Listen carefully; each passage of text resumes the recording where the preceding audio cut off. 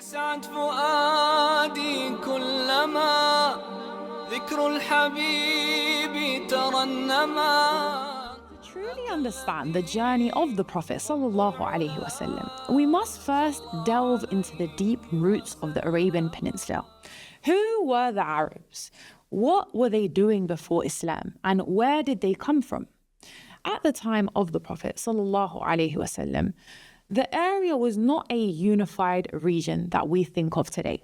Instead, it was actually a collection of independent tribes. And the people didn't see themselves as part of one nation, but as descendants of ancient lineages. So how did these diverse tribes shape the Arabs? How did they shape the Arabs that we know today? Let's uncover this story. So the Arabs, they were divided into two main groups. We have the perished Arabs and the remaining Arabs. And as the name suggests, the perished Arabs were those whose bloodlines have been lost to history. And this group includes the tribes of Jurhum, Ad and Thamud, from which prophets like Hud and Salih descended from. And these tribes originally came from Babylon, modern-day Iraq, but they migrated to Arabia.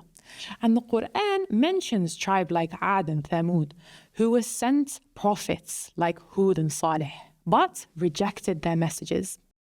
And these civilizations date back to around 3,000, 5,000 BC. And Allah ultimately destroyed them due to their arrogance and refusal to accept faith. Today, all that remains of these once great civilizations are their ruins, serving as a reminder of their downfall. Next, we have the remaining Arabs, who are still in existence today. And these Arabs are divided into two main groups, Qahtan and Adnan. And the Qahtanis are regarded as the original Arabs, the ancestors of all the Arab tribes. And scholars like Bukhari and Ibn Hajar believe that the Qahtanis are descendants of Prophet Ibrahim alayhi salam. However, the majority of genealogical scholars, according to Ibn Hajar, trace back to the lineage of Sam, the son of Prophet Nuh alayhi salam. While some scholars believe they are descendants of Prophet Hud alayhi salam, and others argue that they come from Hud's brother. Adnan, on the other hand, is a descendant of Ismail alayhi salam, the son of Prophet Ibrahim alayhi salam. Although Ibrahim himself originally was from Iraq and not Arab, Adnan's connection to the Arab tribes came through Ismail's marriage to the Qahtani tribes. And as a result, the Adnani Arabs descended from Ismail, and they merged with the Qahtanis and became Arabized, meaning they adopted the culture, language, and identity of the Arabs. And these Arabized Arabs played a key role in spreading the Arabic language and shaping the culture of the region. And from this lineage came our beloved Prophet Muhammad sallallahu alayhi wasallam, who was in fact the 20th grandson of Adnan. And regardless of the various opinions, what we do know is that the Arabs came from Qahtan. Now the question arises, where did the name Arab come from? There is some difference of opinion, but one interesting theory is that the name Arab was derived from Ya'rab, the son of Qahtan. And according to this opinion, Ya'rab was the ancestor from whom the Arabs were named. Now, to understand the importance of the offspring of the Prophet Ibrahim alayhi salam, we must first look into the story, particularly his children, and how they played a crucial role in the development of two great nations, the Arabs and Banu Israel. Prophet Ibrahim alayhi salam didn't have children for many years, and he and his wife Sarah prayed for a child, but did not have a child for a very long time. And eventually, Sarah, unable to have children, suggested that Ibrahim alayhi salam marry Hajar, her maid, so that they might eventually have a child. And Allah then blessed Ibrahim and Hajar with a son, Ismail. Prophet Ibrahim then took Hajar and Ismail to the barren land of Mecca, where Ismail would later grow up. Meanwhile, Sarah gave birth to another son, Prophet Ishaq alayhi salam. Ishaq's descendants became Banu Israel, and the name Israel was the nickname of the son of Ishaq, Prophet Yaqub alayhi salam, and it's said to mean the slave of Allah. And this is the lineage and this is the foundation of the Jewish people. The Arab prophets mentioned in the Quran are Hud, Salih, Shu'aib, and Muhammad sallallahu alayhi wasallam. And these four are considered Arab prophets. But Ismail, although he is the father of the Arab people, is often considered separately due to his significant integration into the Arab tribes.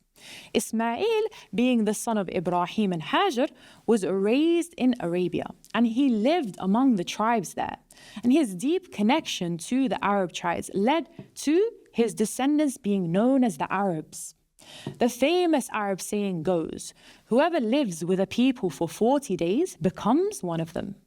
And this proverb reflects the fact that Ismail, through his time spent among the Arabs, became fully integrated with them.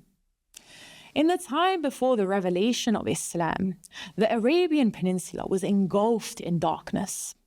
And these were known as the days of ignorance. And the people lived in a state of spiritual blindness, lost to idols and idol worship, and a distortion of the truth. The society was divided and it was driven by tribalism, and it was far removed from the pure monotheism that had been preached by the prophets before. And this was not always the case. Just a few generations earlier, the Arabs had been blessed with the guidance of one of the greatest prophets of all, Ibrahim alayhi salam, a man who had profound connection with Allah. Ibrahim alayhi salam was sent to the Arabs along with his son, Prophet Ismail, to guide them to the oneness of Allah. And he established the Kaaba as the sacred place of worship. Ibrahim taught practices of Hajj, and he taught the sacred months and many other vital aspects of Islam as well. And the story takes a turn with the arrival of a man whose actions would introduce idol worship in the region, Amr ibn Luhay. The Prophet ﷺ said about him, I saw him wandering around in the fire of hell with his entrails cut open behind him. He was the first to alter the religion of Ismail. He was the chieftain of his tribe and extremely influential. He traveled to the pagan Amalekites in Syria, and they were an extremely powerful nation. And when he saw that they were idol worshippers, he assumed that it was their idol worship that made them so great. Due to his status among the people blindly followed when they were promised the richness and success that would come along with idol worship. And the arrival of idol worship led to widespread corruption. People began worshipping idols, believing that these physical statues had the power to intercede for them. Even stones from the Kaaba itself were taken as idols for personal worship. And this shift wasn't just about statues. It marked a deep spiritual crisis. The belief in the oneness of Allah faded, and people turned to idols in hopes of that bringing them closer to Allah, thinking that these intermediaries could gain them favor. Allah says about the pagan Quraysh, as for those who take other lords besides him, saying we worship them only so that they may bring us closer to Allah, surely Allah will judge between all regarding what they differed about. Despite their idol worshipping practices, the Arabs still recognize the existence of Allah. And what distinguishes their paganism from other forms of idol worship is the fact that they did not craft an idol to represent Allah, as they understood him to be beyond any physical representation. They did, however, engage in idol worship, attributing divinity to other gods, believing these intermediaries could intercede with Allah on their behalf. The pagans of Arabia did not see these idols as equivalent to Allah. They viewed them as lesser gods, subordinate beings that could mediate their needs with the higher deity. This practice rooted in the belief of the need for intermediaries between humanity and the divine. And it's a central aspect of idol worship. The Quran condemns this practice, emphasizing that true worship is directed only to Allah without any intermediaries. But even in this dark period, there were those who rejected idol worship and turned back to the faith of Ibrahim alayhi salam. And these were the Hunafa, individuals who sought the pure religion of monotheism, the belief in one God without any idol worship. They were few in number. They were Warqa bin Nawfal, Ubaydullah bin Jahsh, Uthman bin Huwayrith, and Zayd bin Amr. Hanif was someone who worshipped Allah alone, and despite them being few, they had a good impact on society. And in fact, one of them in particular was part of the early mission of Islam, as we'll shortly cover. Mighty nations with all their power and arrogance often believed that their empires would never fall. This was certainly true for the Roman and the Persian empires, both of which were located right next door to Arabia. At that time, neither could have imagined the force that would deliver the decisive blow to their dominance, and neither could believe that this would come from the Bedouins of Arabia. Neither the Byzantines nor the Sassanids saw Arabia as worth their attention. To them, it was a barren wasteland, not a strategic prize, not a political threat, nor even a place worth conquering. They fought over fertile lands and great cities and trade routes, but Arabia, they dismissed it entirely. And yet, this overlooked desert was the perfect cradle for a prophet. It was a place where a message could spread freely, without interference from kings or from armies. A place where a man could call to truth for 23 years, unchallenged by the superpowers of the time, until one day those very superpowers would crumble before the followers he had nurtured, in the silence of the desert. If there were ever a land where history could shift unnoticed, only later to shake the world, it was the Arabian Peninsula. And it was a land, through its isolation and harshness, that became the perfect environment for a prophet whose message would outlast empires and reshape the course of human history. The Prophet ﷺ said, "Indeed, Allah chose the children of Ismail, and He chose from them Kinana, and from Kinana He chose Quraysh, and from Quraysh He chose Banu Hashim, and from Banu Hashim He chose me." The Quraysh, one of the most prominent tribes in pre-Islamic Arabia, traced their lineage to Fihr bin Malik, who was the grandson of Qusay. Qusay ibn Kilab was a figure who would forever change the fate of Quraysh. Qusay was first born as Zayd, but earned the name Qusay, which means the one who was far away. He grew up distanced from his people, raised among another tribe. Yet there was something within him that always called back to his roots. He could feel that he was destined for greatness. His mission, to unite the Quraysh and restore their place in the Arabian world.